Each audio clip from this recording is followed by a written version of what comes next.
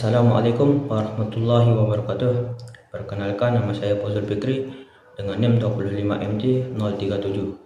Pada kesempatan kali ini saya akan mempresentasikan mengenai struktur organisasi, manajemen sumber daya manusia hingga proses seleksi karyawan pada PT Matahari Senja dengan perusahaan retail Tomar. Perusahaan retail merupakan perusahaan yang menjual produk secara langsung kepada pihak konsumen akhir. Agar kegiatan perusahaan berjalan dengan lancar, maka kita memerlukan yang namanya pembagian tugas yang baik dan jelas dengan cara yakni membuat struktur organisasi dengan mengelola sumber daya manusia dengan baik. Yang pertama adalah struktur organisasi. Struktur organisasi adalah susunan jabatan dalam sebuah perusahaan yang menunjukkan pembagian tugas, wewenang, dan tanggung jawab pada setiap bagian. Dengan struktur organisasi, pekerjaan akan lebih terarah, komunikasi akan menjadi mudah, dan setiap karyawan mengetahui tugasnya masing-masing. Pada PT Matahari Senja, jabatan yang paling tinggi yakni adalah Direktur Utama.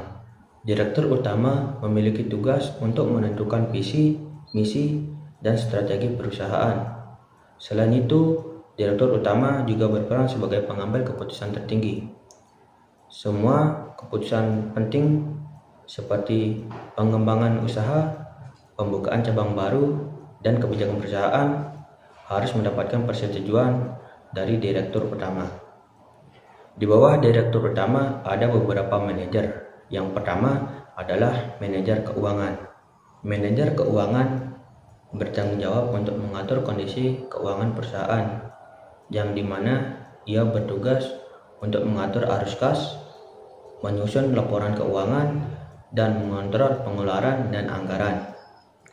Yang kedua adalah manajer pemasaran. Manajer pemasaran bertugas untuk merancang strategi pemasaran agar produk dapat dikenal oleh masyarakat. Tugasnya adalah untuk menentukan strategi promosi, meningkatkan penjualan, dan menganalisis kebutuhan pasar. Yang ketiga, manajer SDM. Manajer SDM bertugas untuk mengelola sumber daya manusia pada perusahaan, di mana tugasnya ini untuk merekrut karyawan, menilai kinerja pegawai, dan menjaga hubungan antar pegawai. Selanjutnya, terdapat beberapa staf pendukung. Yang pertama adalah akuntansi. Akuntansi bertugas untuk mencatat transaksi keuangan, membuat laporan keuangan, dan memastikan data keuangan akurat. Dengan data tersebut, pimpinan dapat menggunakannya sebagai pengambilan keputusan dasar. Yang ketiga adalah marketing. Bagian marketing menjalankan tugas yang telah dibuat oleh manajer pemasaran, yang dimana tugasnya adalah menjalankan promosi, mencari pelanggan baru, dan memperkenalkan produk. Marketing menjadi ujung tombak dalam menarik minat konsumen. Yang keempat adalah sales. Sales memiliki tugas untuk mencapai target penjualan, menjaga hubungan baik dengan pelanggan, dan menawarkan produk. Sales dituntut untuk memiliki kemampuan berkomunikasi yang baik agar pelanggan dapat tertarik untuk membeli produk. Yang kelima adalah HR atau admin. HR atau admin bertugas untuk mengelola data karyawan, mengurus absensi, mengatur kontrak kerja, dan membantu proses rekrutmen. Posisi ini sangat membantu perusahaan agar administrasi berjalan dengan lancar, rapi, dan teratur. Yang keenam adalah training development. Training development bertugas untuk menyusun program latihan, mengembangkan kemampuan karyawan, dan menganalisis hasil pelatihan. Pelatihan ini sangat penting bagi karyawan untuk meningkatkan kemampuan. Selanjutnya adalah rekrutmen karyawan. Pada setiap perusahaan perlu kita melakukan yang namanya rekrutmen ketika kebutuhan pekerjaan semakin membesar. Di sini saya mengangkat 3 bagian. Yang pertama adalah marketing. Bagian marketing membutuhkan tambahan tenaga kerja karena pasar yang semakin meluas. Ketika perusahaan berkembang, tentu promosi tidak hanya dilakukan secara langsung, tetapi melalui sosial media atau platform digital. Oleh karena itu, kita membutuhkan tim tambahan. Yang kedua adalah sales.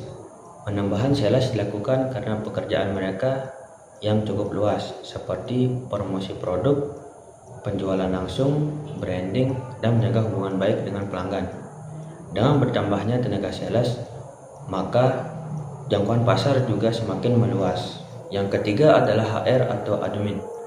Ketika jumlah karyawan semakin bertambah, tentu pengelolaan administrasi juga semakin banyak, seperti absensi, pengajuan cuti, kontrak kerja, dan data pegawai.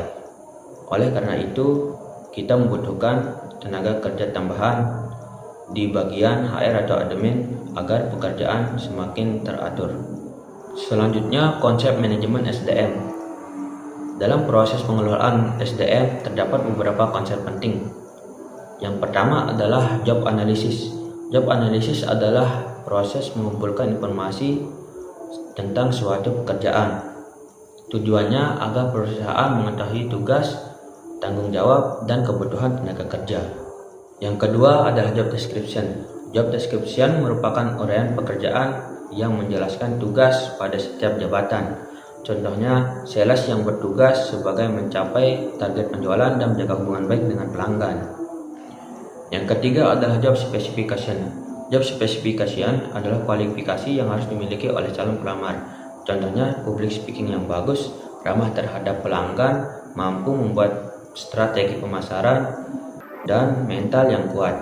Tujuannya agar perusahaan mendapatkan karyawan yang sesuai dengan kebutuhannya. Yang keempat adalah job requirement. Job requirement merupakan syarat praktis dalam melamar pekerjaan. Contohnya itu adalah pendidikan minimal S1, memiliki pengalaman 1 tahun dalam bidang sales, marketing, atau HR atau admin. Yang ketiga adalah memiliki kemampuan berkomunikasi dengan baik dan memiliki surat keterangan sehat. Yang kelima adalah job evaluation. Job evaluation bertujuan untuk menentukan nilai jabatan. Contohnya, menetapkan gaji karyawan sebesar 2.700.000. Penilaian dilakukan dengan berdasarkan tingkat tanggung jawab dan beban kerja. Yang keenam adalah job enrichment. Job enrichment merupakan penambahan kualitas tanggung jawab pekerjaan. Contohnya adalah sales yang bertanggung jawab dalam bagian marketing. Yang ketujuh, job enlargement. Job enlargement merupakan penambahan jumlah tugas.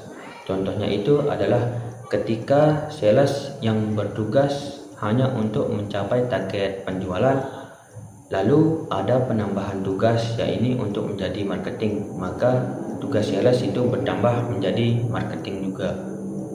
Yang kedelapan adalah work simplification. Work simplification merupakan penyederhanaan pekerjaan agar lebih efisien. Contohnya itu yang awalnya hanya promosi dengan keliling diganti dengan promosi melalui sosial media. Yang efisiensinya menggunakan manual diganti dengan menggunakan aplikasi. Lalu membuat laporan dengan buku diganti dengan menggunakan Excel Word. Nah, dengan begitu maka pekerjaan akan semakin cepat dan menghemat waktu.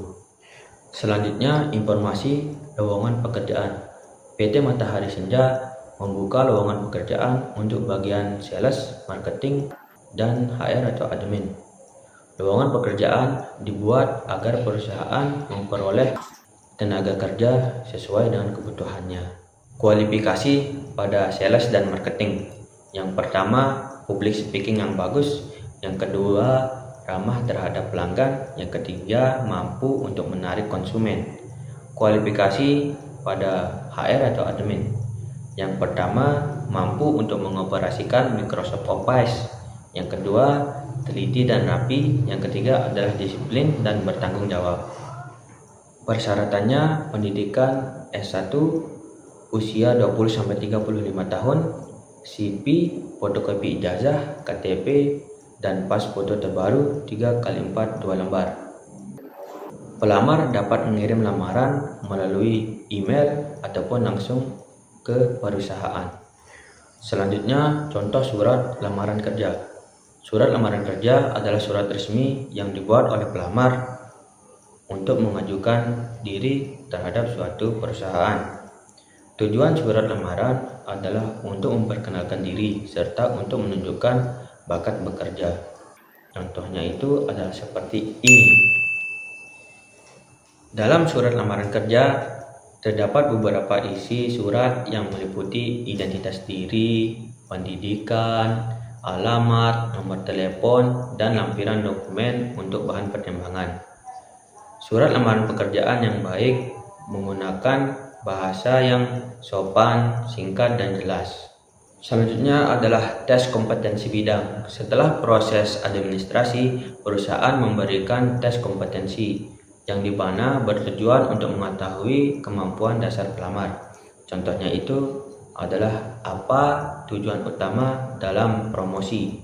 Yang kedua, apa yang dimaksud dengan target penjualan. Yang ketiga, apa saja media promosi digital. Dan yang keempat, bagaimana cara mengatasi pelanggan yang komplain.